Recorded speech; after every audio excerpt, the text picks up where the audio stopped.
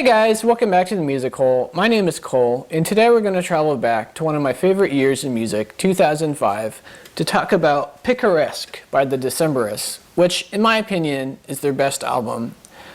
But I would say about it, it's worth a spin, but it's kind of a guilty pleasure for me because I've never really been super fond of Colin Meloy as a singer. I think his voice kind of makes this a guilty pleasure.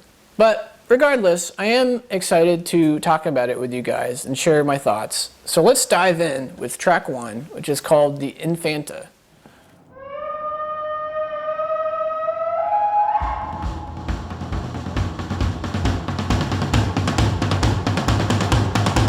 Here she comes in her palanquin on the back of an elephant on a bed made of linen and sequins and silk, all astride on her father's line with the king and his concubines and her nurse with her pitchers of liquors and milk, and we'll all come praise the Infanta, and we'll all come praise the Infanta.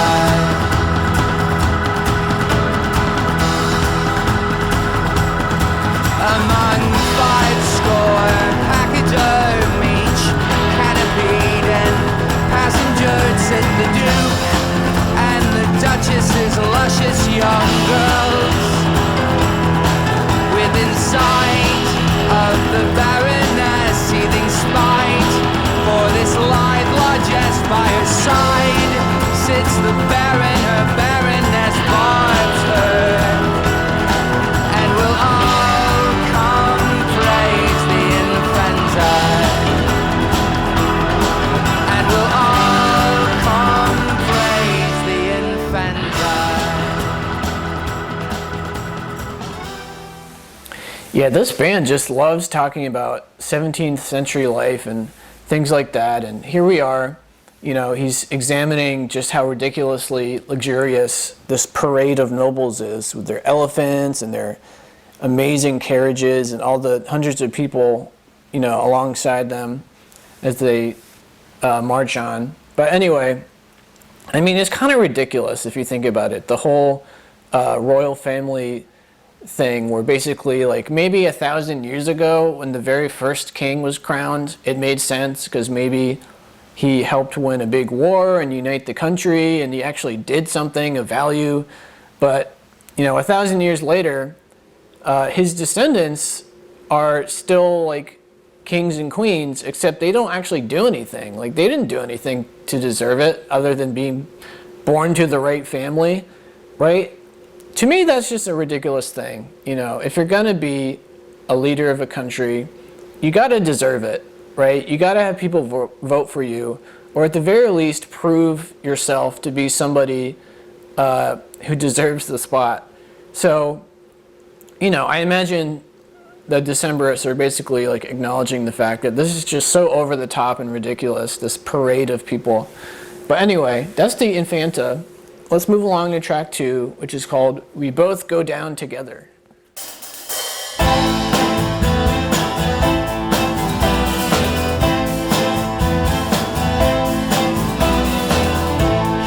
on these cliffs of Dover, so high you can't see over, and while your head is spinning, hold tight, it's just beginning.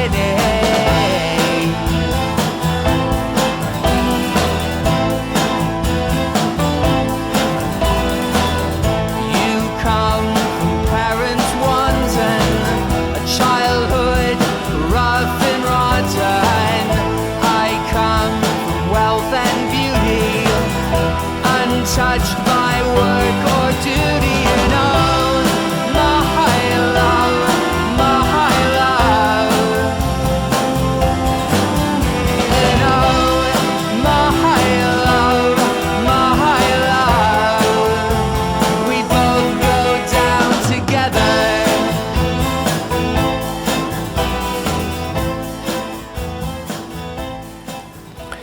Yeah, I just love the sound of this song. It's so catchy. And, you know, it reminds me of that album, Different Class by Pulp, in that song where they talk about this girl from the upper class who has no idea what it's like to be poor. So she kind of hangs out with a bunch of poor people for a while as a kind of adventure, right? A weird, twisted adventure. And on this song, you know, it's not quite like that, but you've got these two people coming from opposite ends of the class spectrum. You've got this really poor woman and this rich, handsome guy. And basically, you know, he's throwing aside his entire fortune and reputation just to be with this girl that he loves, right? And maybe in her case, maybe her friends and family are just like extremely jealous of her. You know, they probably are super envious of her position. You know, that maybe she's like a gold digger to them. Even though it sounds like they do love each other. So they're going to go down together, you know. They're going to, she's not going to be welcome in his world, and he's not going to be welcome in his world anymore.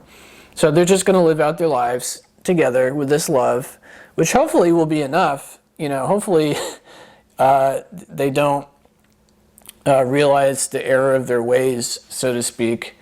I'm imagining a happy ending, but it doesn't sound like it. But anyway, that's We Both Go Down Together. Let's move on to track 3, which is called Eli, the Barrow Boy.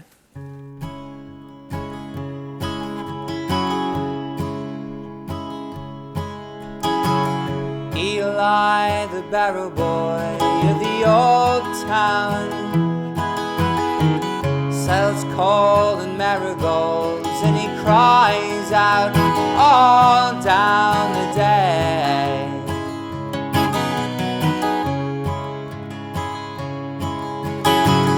Below the tamaracks he is crying,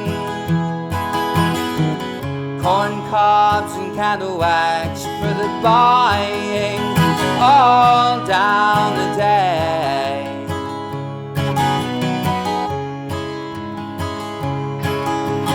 Would I could afford to buy my love a fine robe made of gold and silk, Arabian thread. She is dead and gone and lying in a pine grove, and I must push my barrow all the day. And I must push my barrow all the day.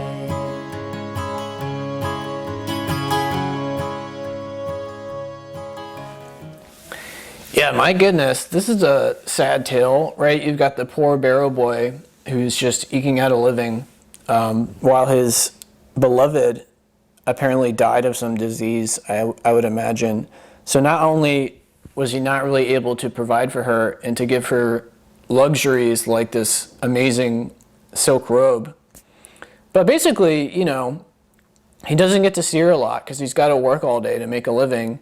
And while he was off making a living, she got really sick and died.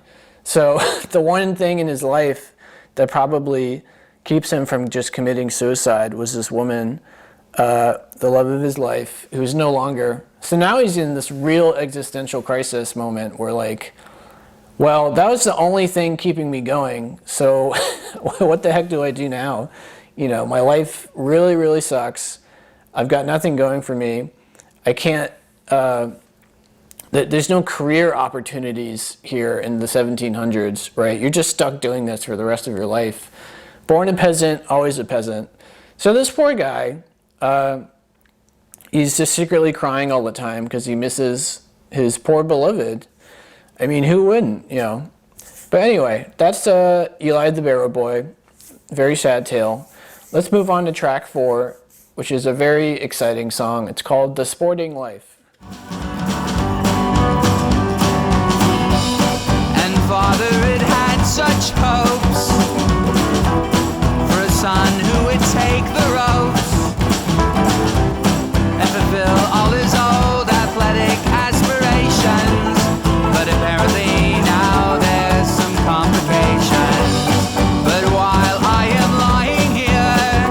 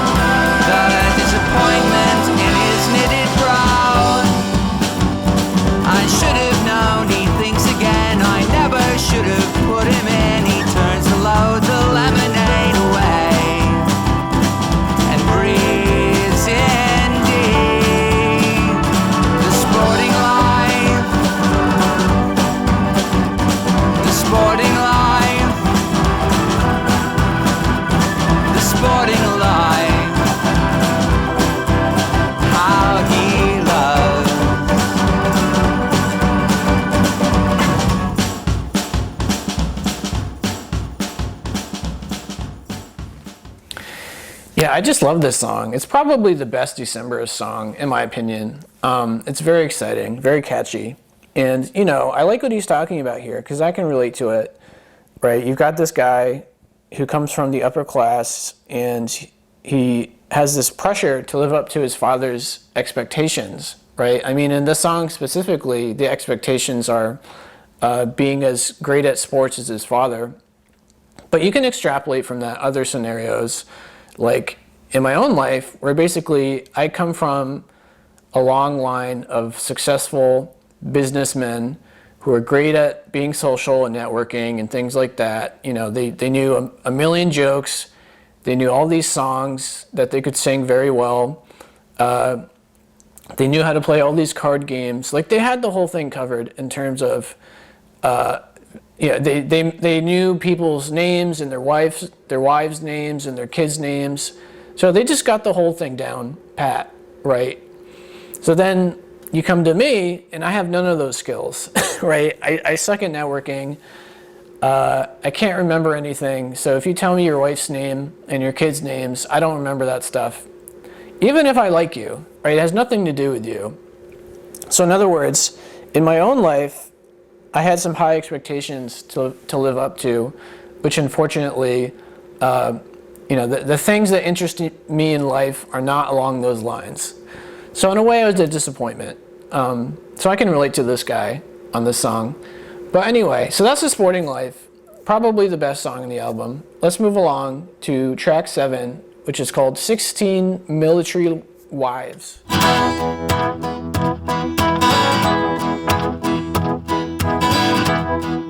16 military wives, 32 softly focused, brightly colored eyes,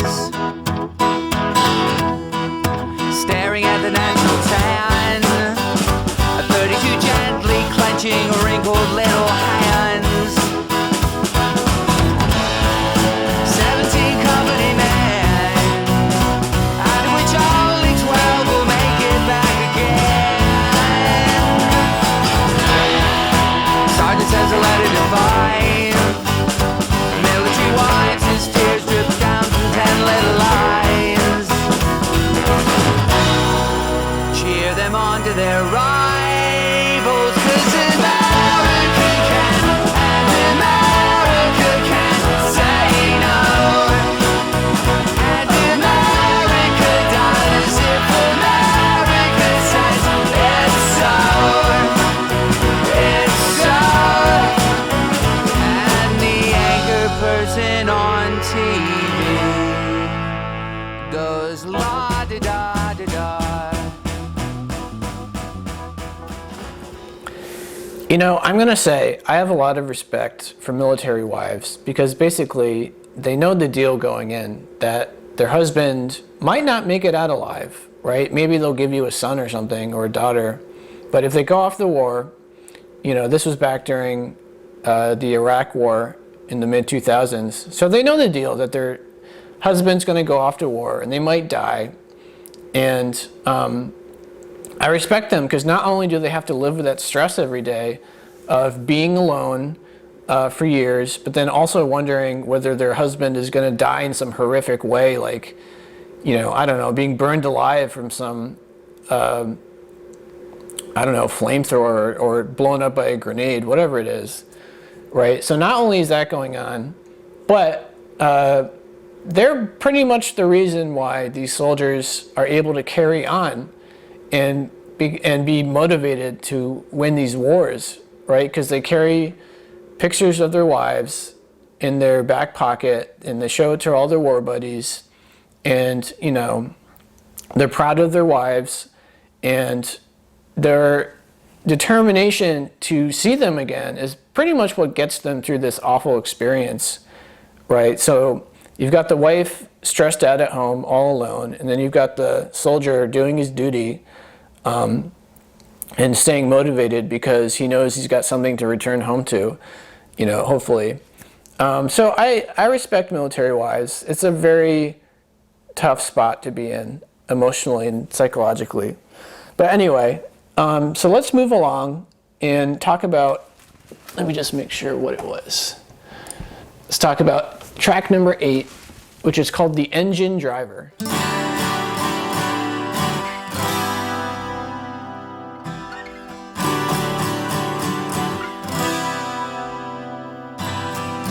I'm an engine driver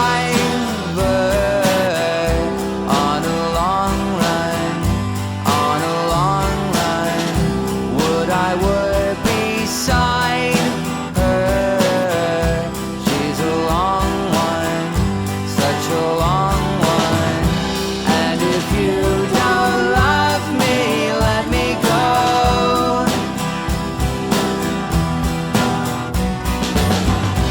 And if you don't love me, let me go.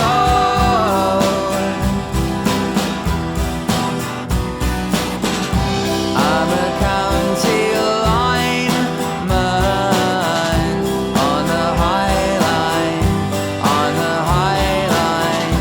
So will be my grandson. There are power lines in our bloodlines. And if you don't love me, let me go.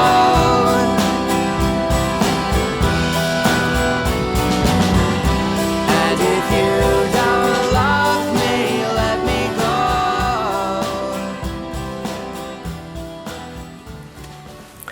This song makes me think about true love and the nature of it, right? Because you've got this guy who doesn't have a great job. You know, he doesn't make a lot of money. He's an engine driver, and his sons will probably be engine drivers, right? So if you're marrying this person, don't expect to have a lot of nice things or a big house or a nice car or whatever.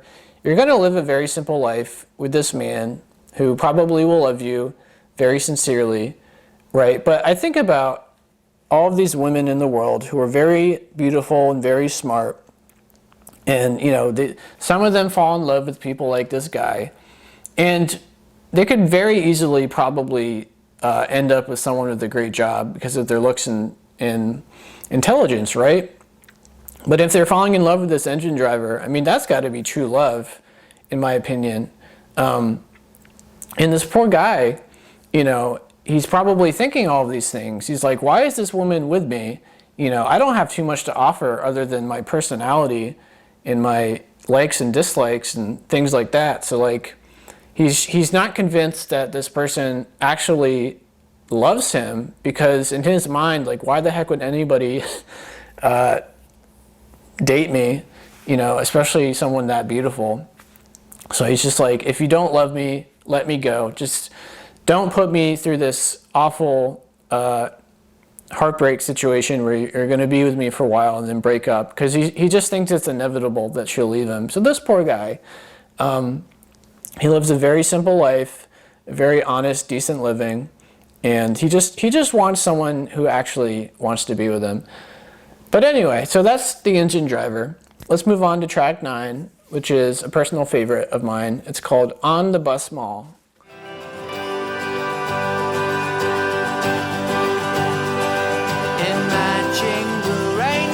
Our shoes were our showboats we kicked around. From stairway to station we made a sensation with the gadabout crowd. And oh, what a bargain, we're 2 easy targets for the old man at the off tracks, who paid in palaver and crumpled old dollars, which we squirreled away in our rat trap hotel by the freeway. And we slept in Sundays.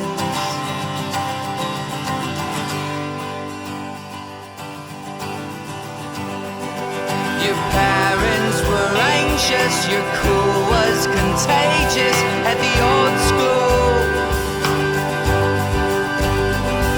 You left without leaving a note for your grieving sweet mother, while your brother was so cruel. And here in the alleys your spirits were rallied as you learned quick to make a fast buck. In bathroom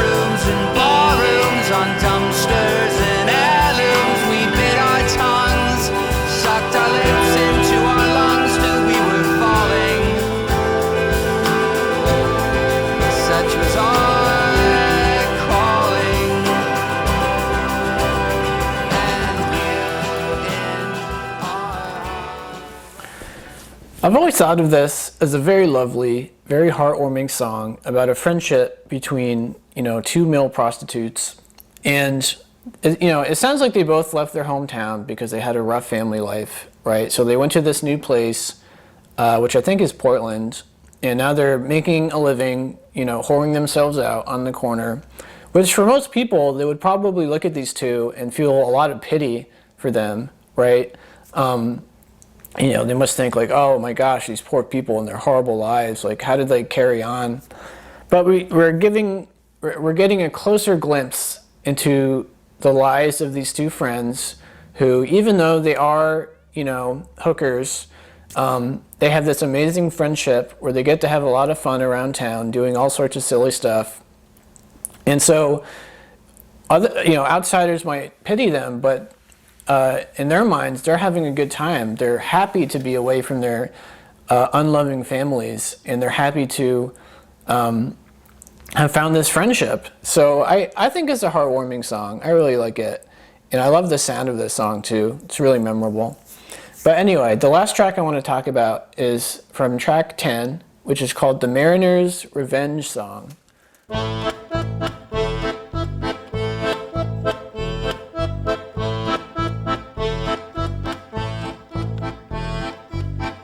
We are two mariners, our ship's sole survivors in this belly of a whale. Its ribs are ceiling beams, its guts are carpeting. I guess we have some time to kill. You may not remember me, I was a child of 3 and you a lad of 18. But I remember you, and I will relate to you how our history's in a weave. At the time you were a rake and a roustabout, spending all your money on boys and hounds. Oh, you had a charming air, all cheap and debonair, my widowed mother found so sweet. And so she took you in, her sheets still warm with him, now filled with filth and foul disease. As time wore on, you proved a dead-ridden, drunken mess, leaving my mother a poor, consumptive wretch.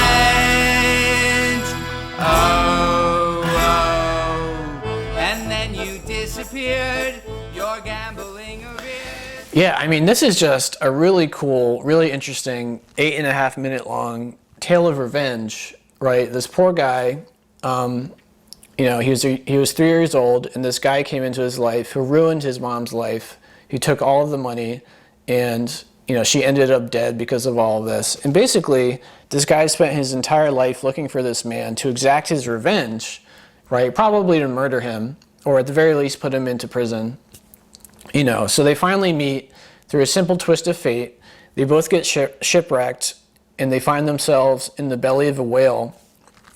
So now he's like, it's just you and me. I can finally kill you, especially since, we're probably going to die anyway in the sperm whale.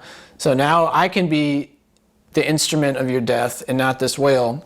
So his revenge is finally there in front of him. But revenge is all about the journey, right? It's all about being angry and emotional and hoping for that moment when you get to spend some alone time with the person you want to take revenge on. But of course, the unfortunate truth is, once you exact your revenge, you immediately come to the realization, okay, but my mom is still gone. My life is still screwed up, financially, because this guy screwed up the young man's life financially, in addition to making his mom kill herself. So in other words, he feels great for a few moments until he realizes, like, okay, now what? My mom's not back. My life is still screwed. It felt great for a few moments, but that's about it. Like, I can't believe I spent all of these years putting all of my mental and emotional energy into thinking about this guy and being excited by the possibility of exacting revenge. right? So don't let that kind of thing ruin your life, right? Don't let it invade your mind. Don't let it become who you are, basically. But anyway, so that's this song. That's the last track I want to talk about. Very cool song. Again, this is a very unique sounding album. Their style of music, you know, it's pretty much almost never done these days, especially in indie rock. So they have their own sound, which is really cool, you know, and they talk about things that most bands don't talk about, which is like 17th century life, you know. But again, I want to reiterate, you know, I kind of consider these guys a guilty pleasure because of Colin Malloy's voice, who I'm not really fond of. It's not bad, it's just not really for me. But anyway, hopefully you thought it was an interesting album. Hopefully you enjoy it. You know, I do like the album. I think it's worth a spin. But anyway, let me know in the comments your thoughts on the album. I'll check them out. And if you enjoyed the video, please like and subscribe. It would really help me out. But yeah, that's the Decemberists. That's Picaresque. Check it out and have a good one.